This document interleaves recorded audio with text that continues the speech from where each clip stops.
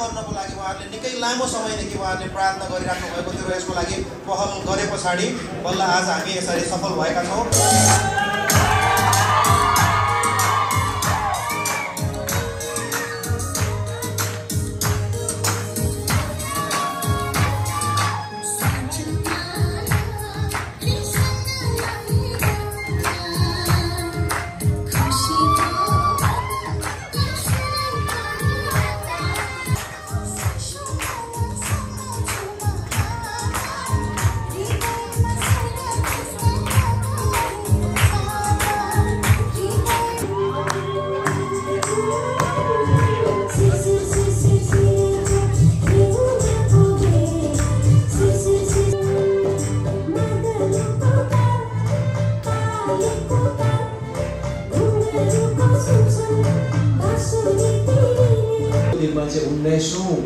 व्यक्तिहरू माझीको काम गर्दा त्यसपछि चाहिँ टोल टोल समाज समाज आफ्नो परिवार गाउँ अनि सबै आमा बुवाहरू पनि निस्केको कुराहरू छ। पछि अब त्यसमा घुसपेसको कुराहरू के भएको हामी सुन्छौँ होइन, आन्दोलनको कुराहरू।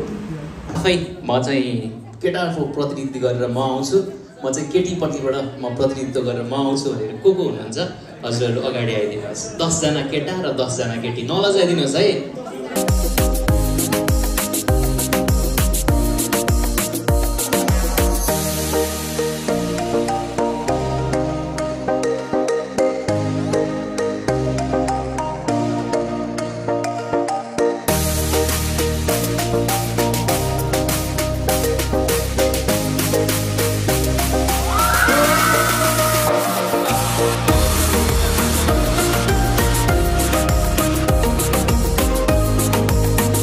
अब्जर्भरहरू हुनुहुन्छ, उहाँले हजुरलाई हजुर बस्दिनुहोस् है भन्नुहुन्छ। ल मोसा होस्टे योसु दानियल हो, यसै गरी खेल्ने हो गेम चाहिँ है त। ल युहन्ना सिङ्गल ब्याक कोही हुनुहुन्छ? ओके धन्यवाद। आमोस दाउद छिटो भन्नुपर्छ जस्तो मैले हो। सारा इस्माइल सोलोमन समुएल एकल क्ल्याप गर्नेहरू को हुनुहुन्थ्यो? समुएल हुन्छ। अब 2 जनाको लागि है। इस्कियल दानियल नबुकदनेस्जर। ल उहाँले ताली नै बजाउनु।